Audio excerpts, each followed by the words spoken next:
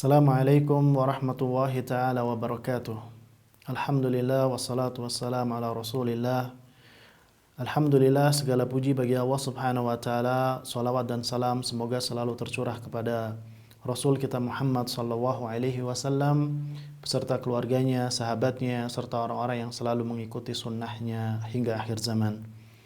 Para pemirsa yang semoga dimuliakan oleh Allah subhanahu wa ta'ala, i'tikaf adalah di antara jalan mudah untuk meraih malam penuh keberkahan, yakni malam Lailatul Qadar. I'tikaf secara bahasa berarti menetap pada sesuatu. Sedangkan secara syar'i, i'tikaf berarti menetap di masjid untuk beribadah kepada Allah Subhanahu wa taala, dilakukan oleh orang yang khusus dengan tata cara yang khusus.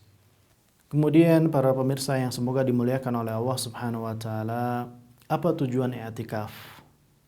Ibnu Qayyim rahimahullah telah menjelaskan maksud i'tikaf adalah mengkonsentrasikan hati supaya beribadah penuh kepada Allah Subhanahu wa taala. I'tikaf berarti seseorang menyendiri dengan Allah Subhanahu wa taala, memutuskan dari berbagai macam kesibukan dengan makhluknya.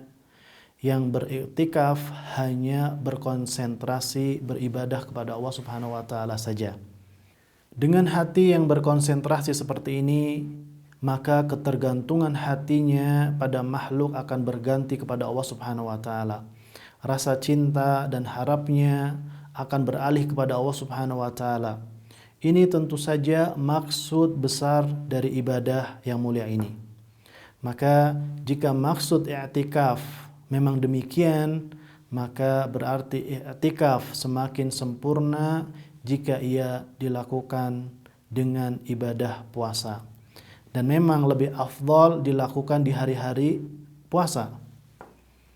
Kemudian tentang dalil disyariatkannya beriktikaf, Ibnu Munzir mengatakan para ulama sepakat bahwa i'tikaf itu sunnah hukumnya. Bukan wajib kecuali jika seseorang mewajibkan dirinya untuk bernazar untuk melakukan i'tikaf.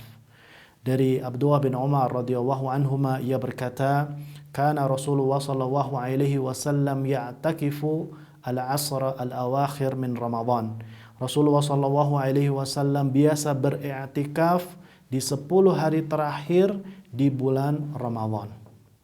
Kemudian dari Abu Hurairah, ia berkata, Nabi sallallahu alaihi wasallam biasa beriktikaf pada bulan Ramadan selama 10 hari.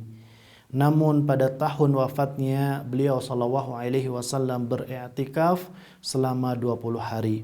Kemudian waktu i'tikaf yang paling afdal adalah di akhir-akhir Ramadan atau 10 hari terakhir di bulan Ramadan. Sebagaimana Aisyah, semoga Allah Subhanahu wa taala meridainya, ia berkata Nabi sallallahu alaihi wasallam beriktikaf pada 10 hari akhir di bulan Ramadan hingga wafatnya beliau sallallahu alaihi wasallam. Kemudian istri-istri beliau pun beriktikaf setelah kepergian beliau salawatu rabbi wasalamuhu alaihi. Nabi sallallahu alaihi wasallam beriktikaf pada 10 hari terakhir dengan tujuan agar mudah meraih malam kemuliaan, yakni malam Lailatul Qadar, untuk menghilangkan dari segala kesibukan dunia beliau, dan beliau bermunajat kepada Allah Subhanahu wa taala, memperbanyak doa dan zikir ketika itu.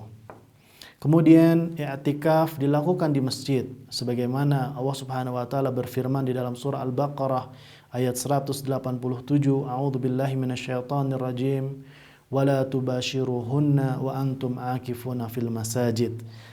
Tetapi janganlah kamu mencampuri mereka sedang kamu beriktikaf di dalam masjid.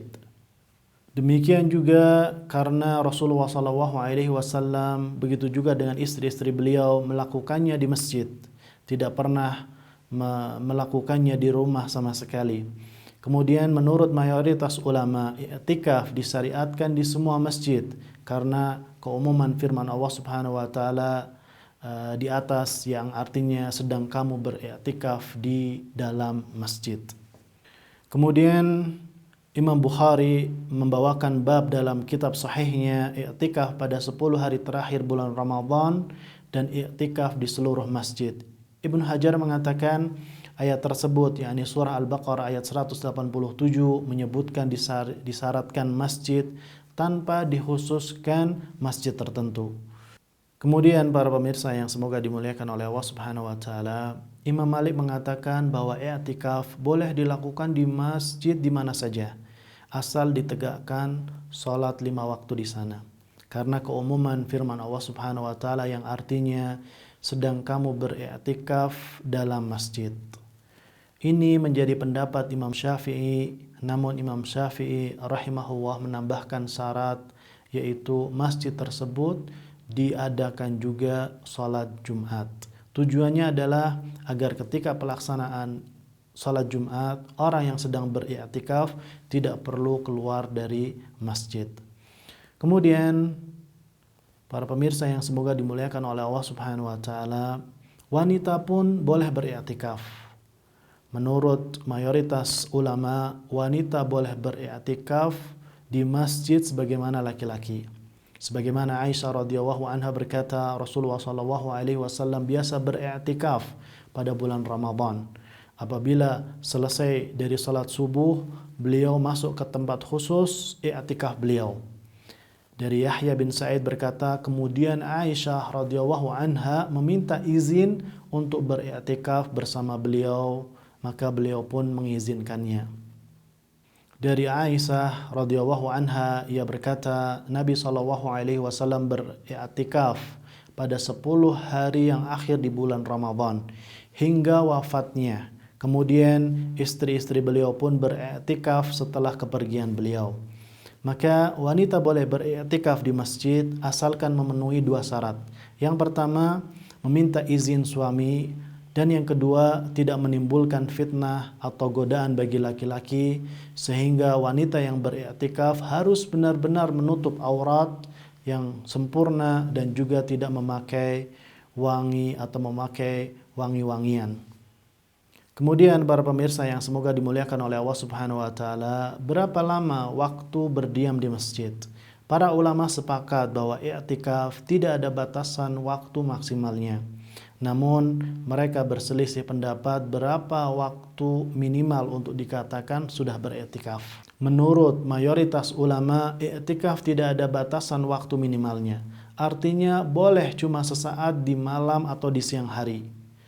Sebagaimana Al-Mawardi rahimahullah mengatakan, waktu minimal dikatakan i'tikaf pada i'tikaf yang sunnah atau i'tikaf yang mutlak adalah selama disebut berdiam di masjid, walaupun hanya sesaat. Kemudian Ibnu Hazm rahimahullah berkata, i'tikaf dalam bahasa Arab berarti iqamah, berdiam. Setiap yang disebut berdiam di masjid dengan niatan mendekatkan diri kepada Allah Subhanahu wa taala, maka dinamakan i'tikaf, baik dilakukan dalam waktu yang singkat maupun waktu yang lama, karena tidak ada dalil dari Al-Quran maupun As-Sunnah yang membatasi waktu minimalnya dengan bilangan tertentu dan menetapkan dengan waktu tertentu. Kemudian para pemirsa yang semoga dimuliakan oleh Allah Subhanahu wa taala, yang membatalkan i'tikaf ada 2. Yang pertama, keluar dari masjid tanpa alasan syar'i, yakni tanpa kebutuhan yang mubah maupun kebutuhan yang mendesak. Kemudian yang kedua, jima atau berhubungan antara suami dan istri, maka ini dua hal tersebut adalah yang membatalkan i'tikaf. Kemudian para pemirsa yang semoga dimuliakan oleh Allah Subhanahu wa taala, apa yang dibolehkan ketika kita sedang beriktikaf? Yang pertama, keluar masjid disebabkan ada hajat yang mesti ditunaikan, seperti keluar untuk makan dan minum, serta ada hajat yang lain yang tidak bisa dilakukan di dalam masjid. Kemudian yang kedua, melakukan hal-hal yang mubah seperti mengantarkan orang yang mengunjunginya sampai ke depan pintu masjid atau bercakap-cakap dengan orang.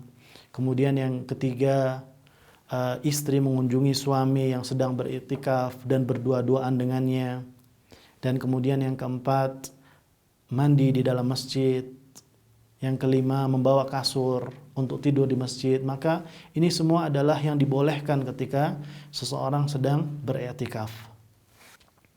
Para pemirsa yang semoga dimuliakan oleh Allah Subhanahu wa taala, Kemudian kapan kita atau orang yang ingin beriktikaf masuk dan keluar masjid?